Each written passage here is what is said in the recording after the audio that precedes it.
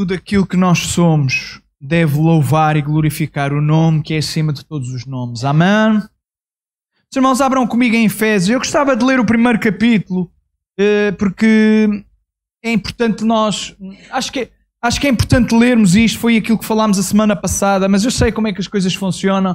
E às vezes nem eu me lembro daquilo que falei, quanto mais os irmãos lembrarem-se daquilo que outra pessoa falou. Então eu gostava de ler convosco este capítulo, sem tecer grandes comentários e depois entrar nos primeiros versículos do capítulo 2, porque hoje eu quero falar acerca da obra de Cristo e da nossa vida antes de Cristo e da nossa vida depois de Cristo. Olha, temos um cliente novo, não é?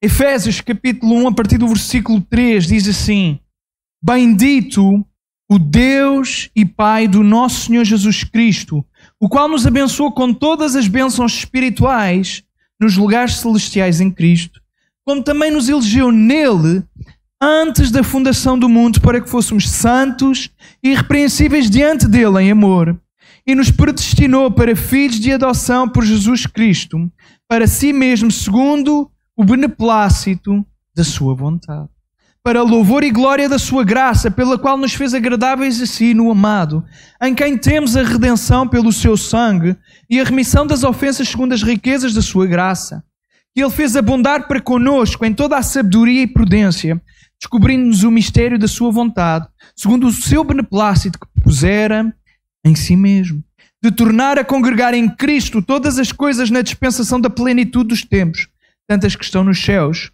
como as que estão na terra.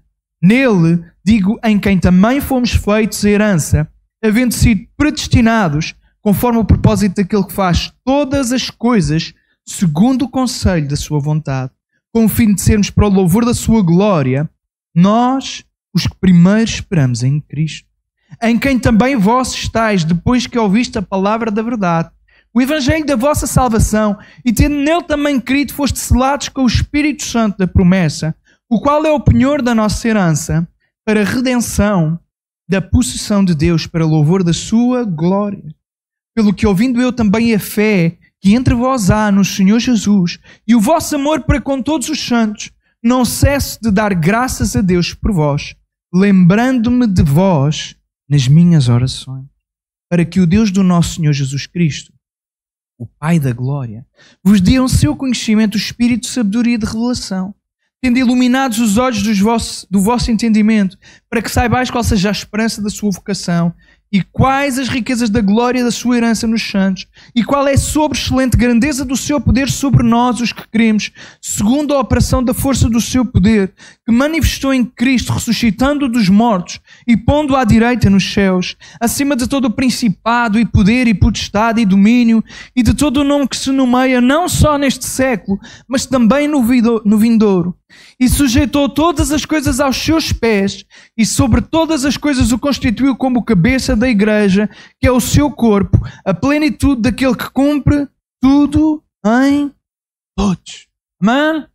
A obra de Deus na nossa vida. Efésios capítulo 1 é um capítulo incrível e maravilhoso. E o capítulo 2 não lhe fica atrás.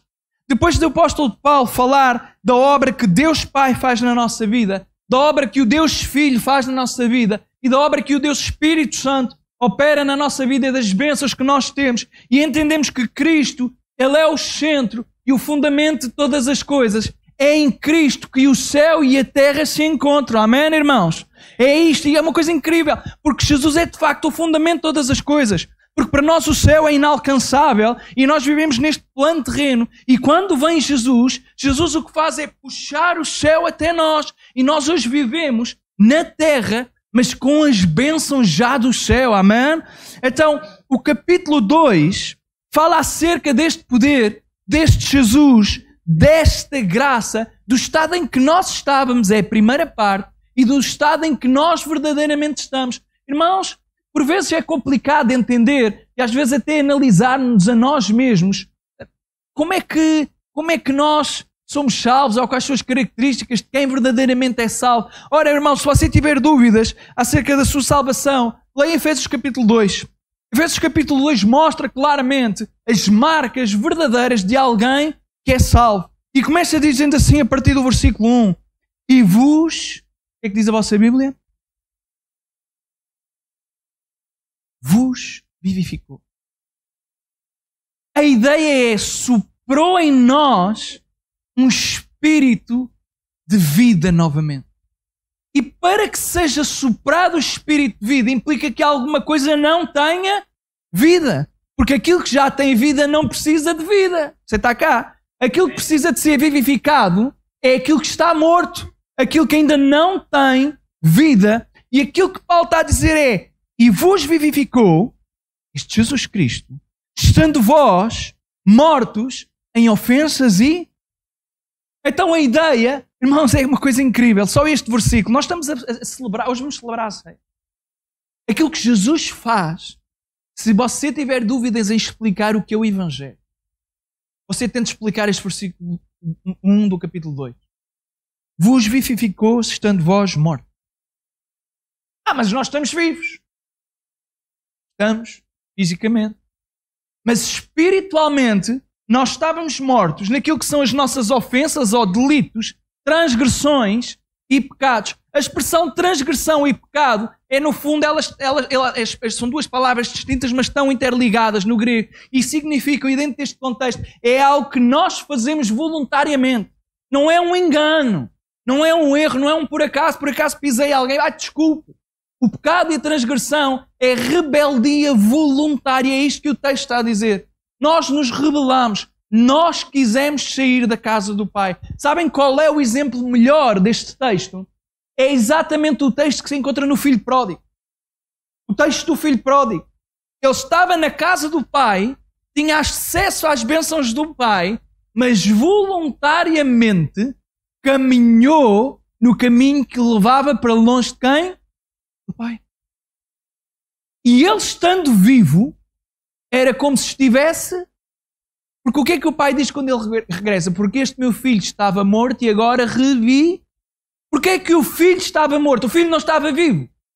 Estava, fisicamente. Mas um filho vivo fisicamente longe de um pai é como se estivesse morto. E na questão do pai que ele representa nesta parábola do filho pródigo, representa o pai, obviamente representa Deus.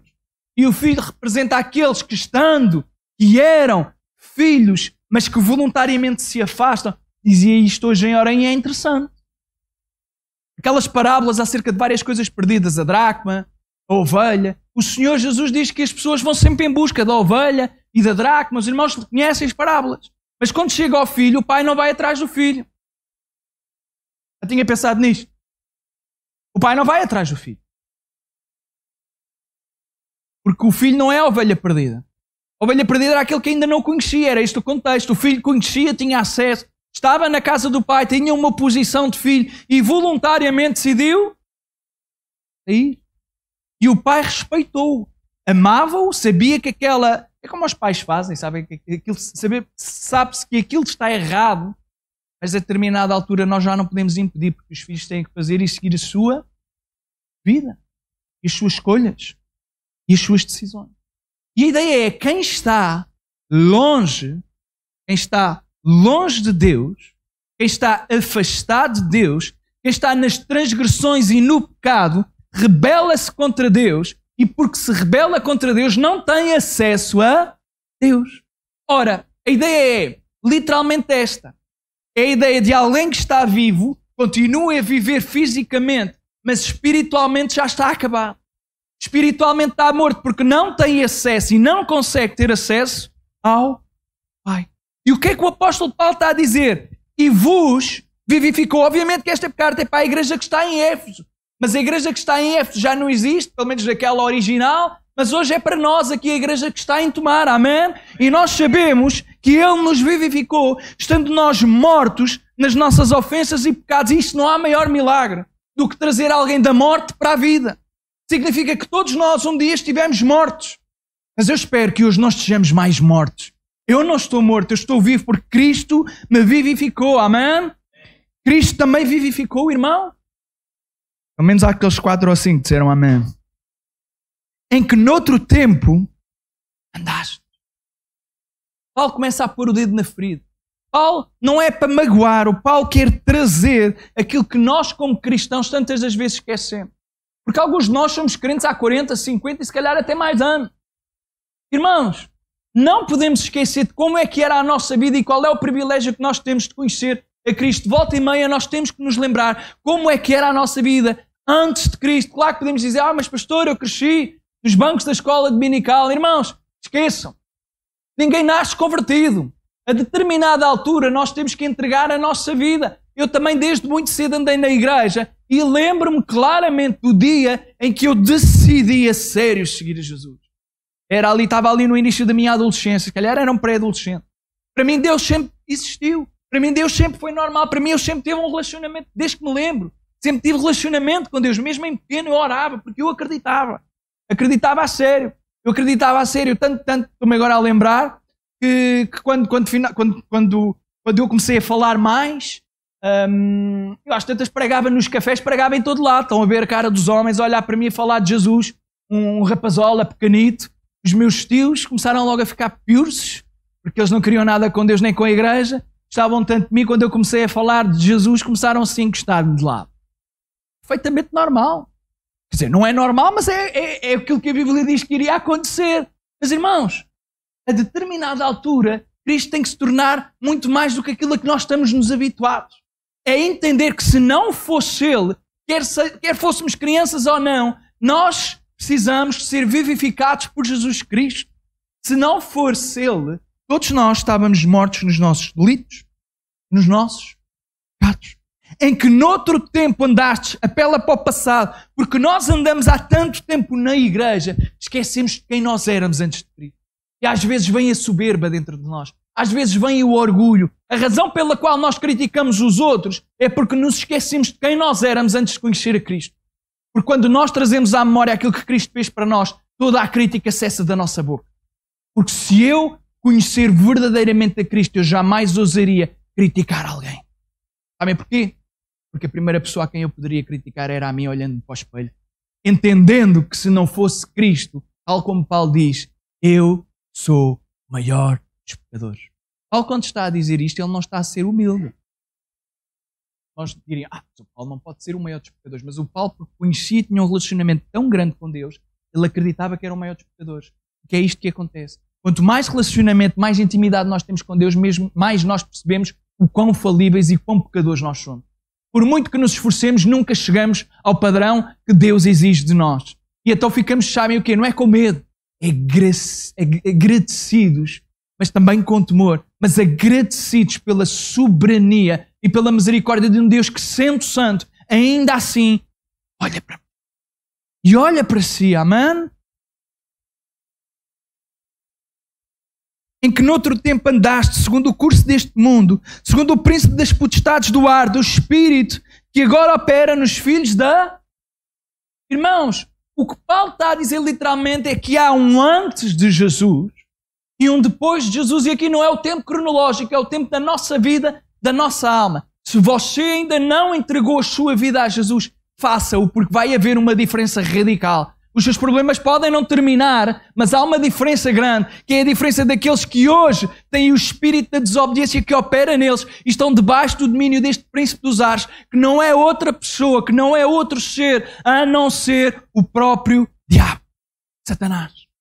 Paulo está a dizer que não há meio termo. Hoje estamos numa sociedade cinzenta. Nem é branco, nem é preto, pronto, é assim. Nem é certo, nem é errado. É tudo muito fluido. É a expressão. Tudo muito fluido. Tudo é fluido hoje. Esta é a tua perspectiva. Isso é mau para ti. Para mim não é. Não é aquilo que a gente ouve. O que é bom para ti não é bom para mim. Às vezes até dizemos isto na nossa inocência. Mas pensemos nos princípios bíblicos que ele está a dizer, meus amigos. Vocês lembrem-se daquilo que era a vossa vida. E deixem-vos dizer, vocês antes de Cristo, por muito boas pessoas que fossem, o espírito que estava dentro de vós e que operava em vós era o espírito da rebeldia, era o espírito dos filhos da desobediência. Quem mandava em vocês era Satanás. E nós não gostamos de ouvir isto. Mas assim eu tenho aqui um grande escudo. Se vocês ficarem chateados comigo, problema vosso. Foi o Paulo que escreveu. Portanto, têm que zangar com ele. Quando chegarem ao céu, vão falar com ele e perguntem-lhe porque é que ele escreveu isto. Estou apenas a ler. Em quem noutro tempo andastes, segundo o curso deste mundo, seguíamos as paixões deste mundo, seguíamos os princípios deste mundo. E nós conseguimos ver isso, irmão. Quem não crê, quem não entrega a sua vida a Cristo, os princípios, por muito bons e válidos que sejam, há sempre alguma coisa que aponta para o caminho oposto ao de Deus. Vejam a sociedade, vejam os princípios, vejam aquilo que passa todos os dias nas nossas televisões. Irmãos, é o que eu estou sempre a ralhar com o meu filho. Coitado, ele ainda não percebe tudo, algumas coisas já percebe. Mas, irmãos, eu lá em casa, eu sou quase a PIDE, eu sou a censura. Ele está a ver os bonecos, o Cartoon Network, aquilo já nada dá. Qualquer dia eu tenho que lhe desligar a televisão. Já disse, qualquer dia bloqueio os canais todos. O rapaz não tem a culpa. Ele quer ver. Só que aquilo é só lixo. É só lixo. Lixo. E eu não quero criar o meu filho a habituar-se ao lixo. Sabem porquê? Quando nós nos habituamos ao lixo, nós esquecemos, não esquecemos, nunca verdadeiramente aprendemos qual é o padrão de santidade. Porque nós, seres humanos, habituamos-nos ao curso deste mundo. Hoje, irmãos, nós temos igrejas. Há pouco tempo estava a falar com um jovem que é líder de jovens, foi a semana passada. Estava a falar com alguém que é líder de jovens numa igreja. Ele estava-me a falar das dificuldades. Nem é líder de jovens, era líder de adolescentes. Ele estava-me a falar das dificuldades que estava a ter dele a estar a liderar com aquele trabalho, porque ele ainda é relativamente novo. Mas ele diz que as gerações que vieram depois dele, e ele é bem mais novo do que eu, as gerações que vieram depois dele, ele já não os entende. Então imaginem eu e imagino os irmãos, não é? Mas a ideia era, ele estava a dizer, olha, Luís, eu às tantas estava a falar com um rapaz e estava-lhe a partir do pressuposto que ele estava a entender que aquilo que a sociedade proclama é errado. Ele estava a falar, por exemplo, nos relacionamentos sexuais antes do casamento, na questão de o casamento é só um homem e uma mulher, ponto final, o padrão bíblico é que interessa, não é aquilo que a lei define, é aquilo que institui, porque o casamento não foi instituído pelo homem, foi instituído por Deus. E quando ele estava a falar, ele percebeu que a cara do rapaz ele não estava a perceber nada. E depois perguntou-lhe o que é que se passava e o rapaz disse que não concordava nada com aquilo. E nós poderíamos pensar assim, se calhar foi um rapaz que chegou agora à igreja. Não. É um rapaz que está desde criancinha, desde bebezinho, e foi dedicado, como nós dedicámos a Noah, daí a responsabilidade dos pais, na igreja, e que cresceu e que agora não vê problema nenhum nestas coisas. Você está a perceber as gerações em que nós estamos a ter. Estou a dizer, isto não é para criticar o rapazito, coitado. Deus tenha misericórdia e que ajude lá este líder de adolescentes e os pais que têm que investir. Porque, irmãos, nós vivemos numa era em que, se não cuidarmos de nós vamos viver segundo o curso deste mundo. Os irmãos conseguem imaginar o que é de repente nós temos uma igreja cheia de pessoas que não conseguem entender qual é o problema de dois homens casarem ou duas mulheres casarem? Hoje quase já nem podemos dizer isto. Se vai para o YouTube é capaz de ser já cancelado. Hoje não podemos... Os irmãos conseguem imaginar nós estarmos a adorar um Deus santo e para nós isto não ter problema? Como é que nós podemos adorar um Deus assim? Não dá, simplesmente, a razão é esta. Se eu acreditar nas minhas idiosincrasias, que é uma expressão assim um bocado complexa, mas é basicamente nas ideias que eu tenho, que não são minhas, a gente diz ser nossas, mas não são nossas, é aquilo que a sociedade nos impõe, aquilo que a sociedade nos traz, porque é desde pequeninos. Os irmãos, se vissem os desenhos animados que às vezes passam, é mesmo isto. Eu sou relativamente novo, eu fico chocado com o que aparece. Chocado. Chocadíssimo, porque é uma lavagem absoluta. Porque aquilo que não se consegue alcançar nesta geração, eu garanto-vos que o diabo vai tentar alcançar na próxima. Por isso é que nós não podemos ficar impávidos e serenos dizendo, para nós está tudo bem, para nós já não vai ser connosco, vai ser com os outros. Não, meus irmãos. Uma geração contra a outra geração as maravilhas de Deus, e este é o nosso propósito. Você tem que falar dos outros que Deus o vivificou. Deus nos ressuscitou, amém? E porque Ele nos ressuscitou, nós temos que testemunhar deste poder de um Deus que nos resgatou, porque nós literalmente estávamos escravizados. Andávamos segundo o curso deste mundo, isto é, debaixo da autoridade do príncipe das potestades do ar, do Espírito que agora, não é antes, é agora, ainda agora, opera nos filhos da desobediência. E filhos da desobediência é uma expressão... Todos nós gostamos da expressão filhos de Deus. Mas nenhum de nós quer ser conhecido e catalogado como filho da... E eu creio que nós não somos filhos da desobediência. Amém? Eu creio que nós somos filhos de Deus. Amém, irmãos? Jesus resgatou-nos, amém? E porque Ele nos resgatou, nós hoje somos filhos. Mas vejam outra vez o passado, continua ainda no passado, entre os quais todos nós. Alguns de nós é o que está escrito. Muitos de nós é o que está escrito. Todos. É todos. É todos. Entre os quais todos nós também antes andávamos. E a expressão andar significa viver, literalmente. Andar no curso deste mundo é viver nos princípios do mundo. Andávamos. Vivíamos. E veja o que é que nós fazíamos. Nos desejos da nossa carne. Fazendo a vontade da carne e dos pensamentos. E éramos por natureza filhos da... como os outros também. A ideia é como os demais. Éramos exatamente iguais àqueles que muitas das vezes nós hoje criticamos. Filhos da desobediência e filhos da ira.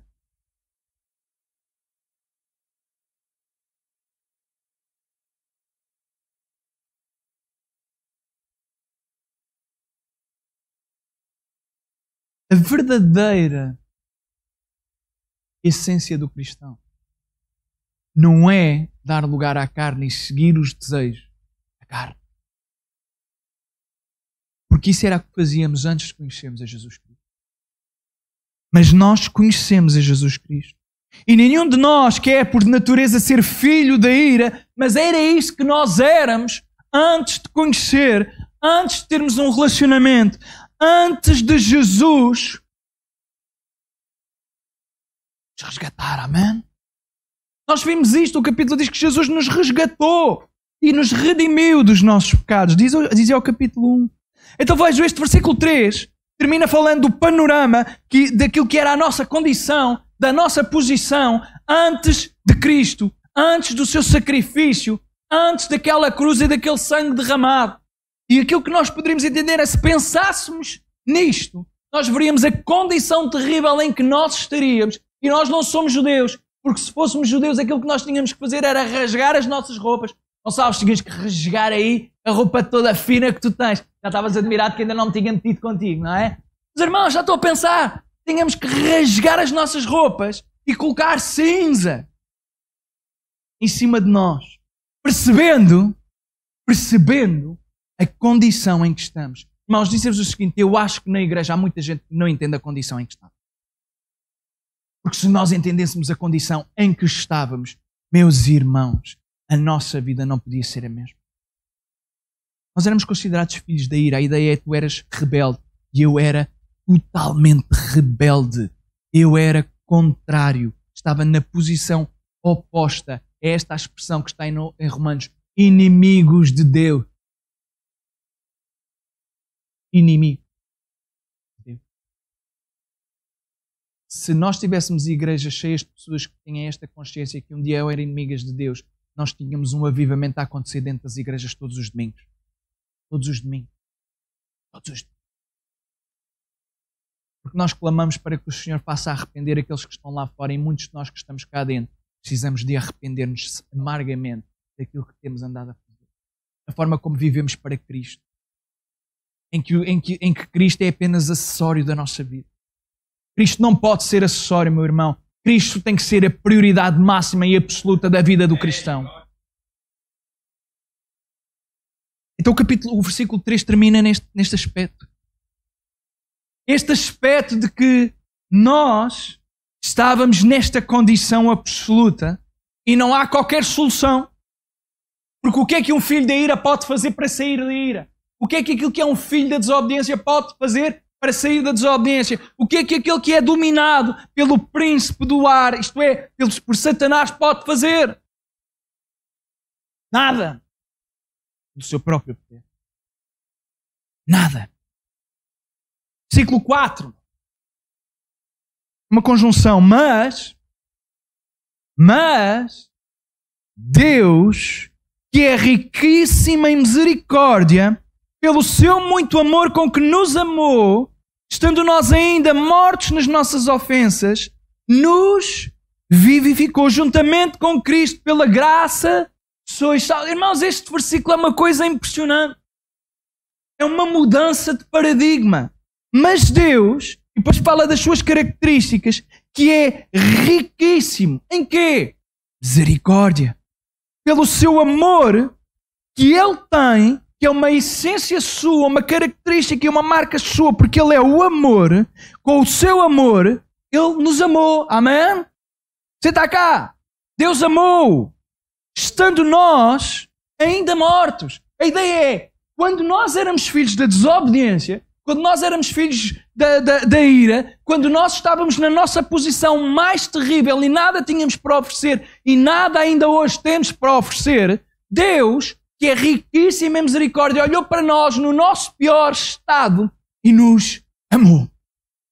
Ele nos amou. E tendo-nos amado, ainda estando nós mortos, Ele produziu em nós vida. Ele nos vivificou. Amém, irmãos? Juntamente com Cristo. E nos ressuscitou juntamente com Ele. Amém? A ideia é outra vez a do filho pródigo, irmãos. Aquele filho estava morto. Aquele filho tem um plano. Vou ter com o meu pai. Agora não tenho nada para oferecer. A roupa está rasgada. Cheira porco. Era mesmo o que ele cheirava. Tudo o que tinha vendi. Dinheiro não tenho. Vou para lá como servo. Pode ser que ele me aceite. Vou para lá como um assalariado. Vou voltar. Diz quando ele volta, onde é que está o pai?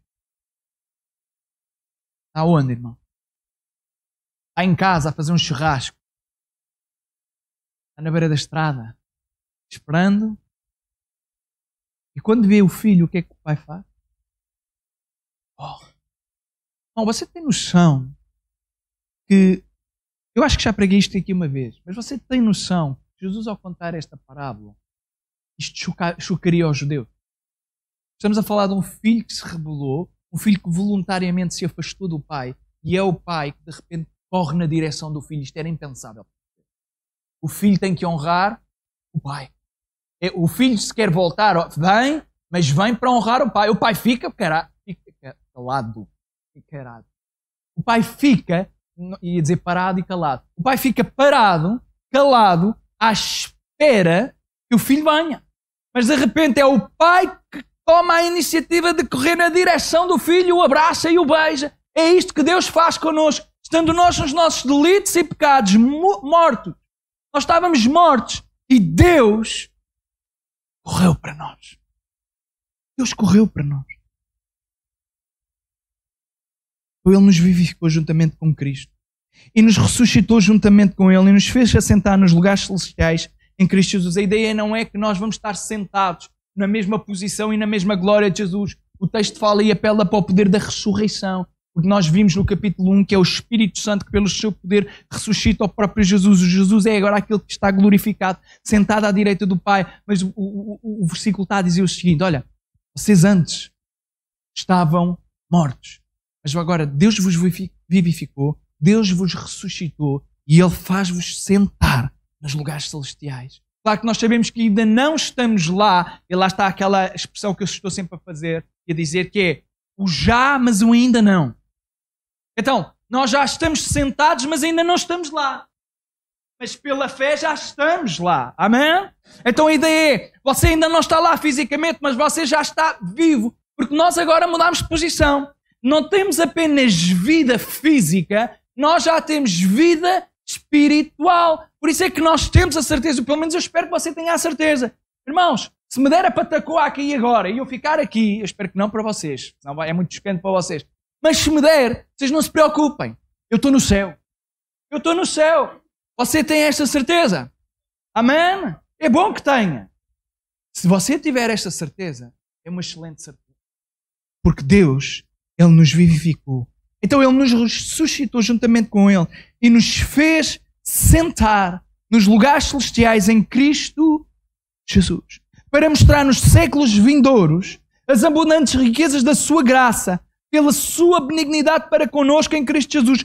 todas as nossas riquezas que vamos receber, que têm a ver com aquelas bênçãos celestiais do capítulo 1, nós apenas as recebemos pela benignidade que Cristo manifesta para connosco. Amém? Porque pela graça, este versículo os irmãos conhecem. Muito bem. Porque pela graça sois salvos. Por meio da fé. Isto não vem de vós, é de onde? Não vem das obras para que ninguém se... Os irmãos estão a perceber o que é que Paulo está a escrever. Nós gostamos muito deste versículo. Porque pela graça sois salvos, por meio da fé, isto não vem de vós, é dom de Deus. O segundo versículo já nem toda a gente sabe. Não vem das obras para que ninguém se...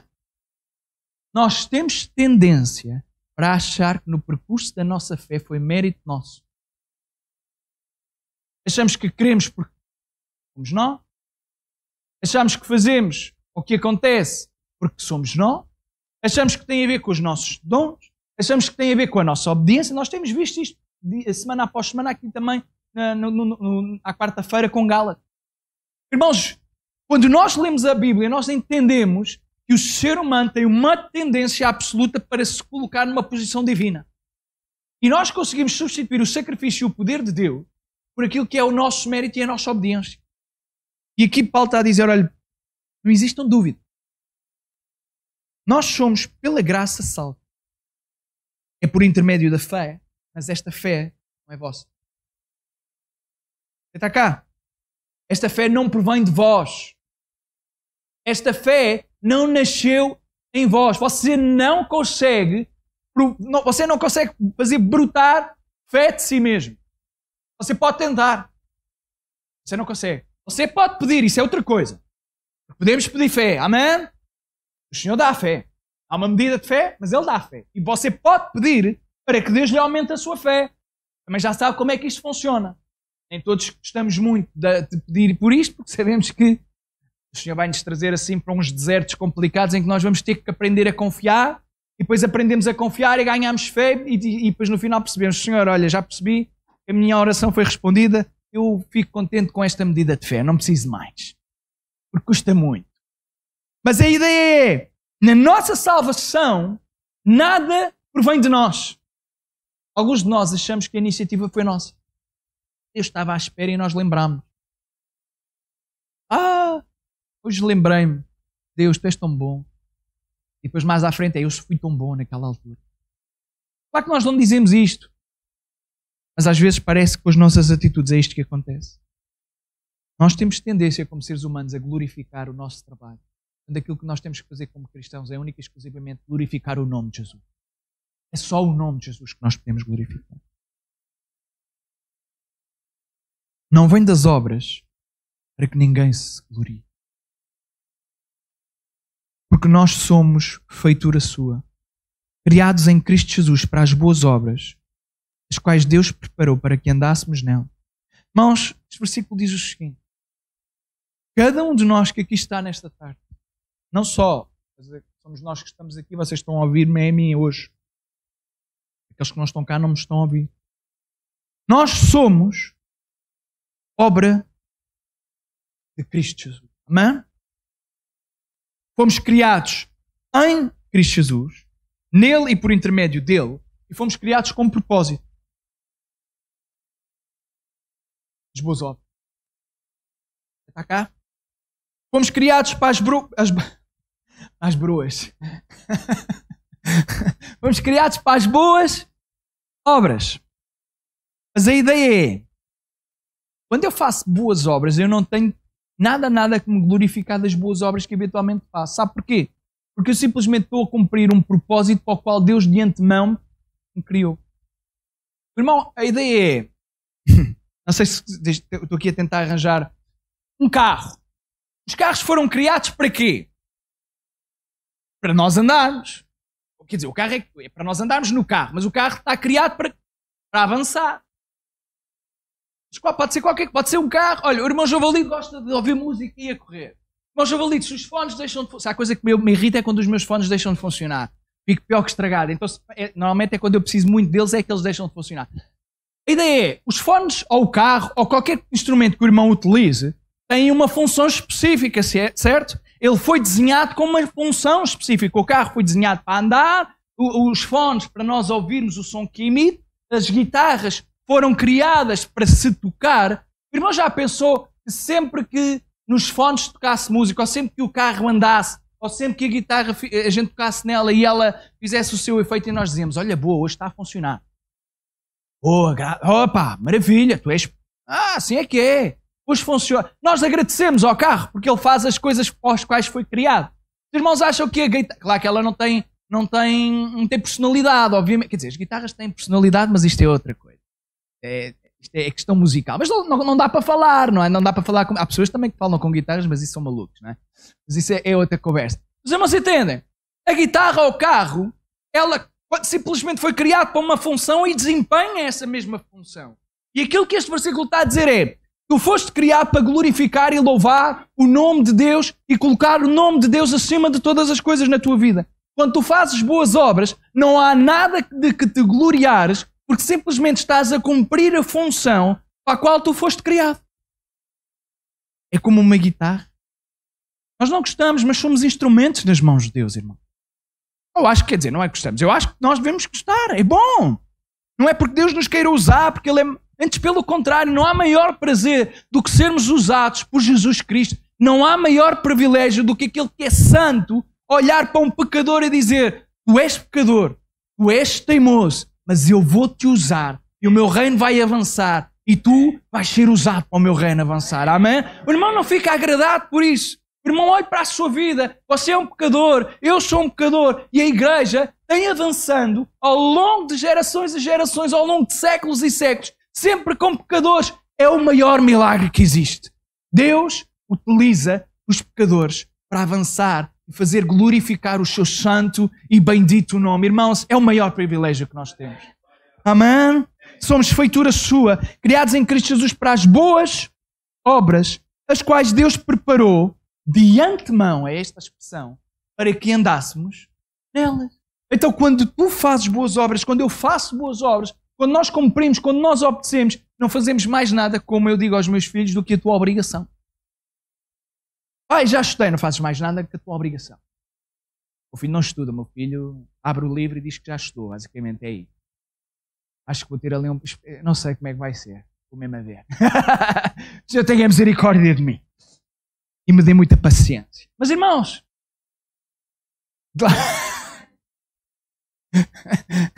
não sei não, irmã. Mas irmãos, o Senhor é que tem que ter muita paciência comigo e consigo também. Amém? Porque nós fomos criados para as boas obras e nem sempre andamos nela. Então que Deus nos ajude a trazer à memória aquilo que nós éramos, para que nos possamos regozijar daquilo que nós hoje somos. Amém? Porque não somos mais os mesmos. Somos novas criaturas. Somos e fomos ressuscitados com Cristo. Amém? Então não somos mais os mesmos. Somos novas pessoas. E o nosso propósito e o nosso foco é Jesus Cristo. Amém? Amém. Enquanto os irmãos do ministério se vão preparar, nós vamos trazer também à memória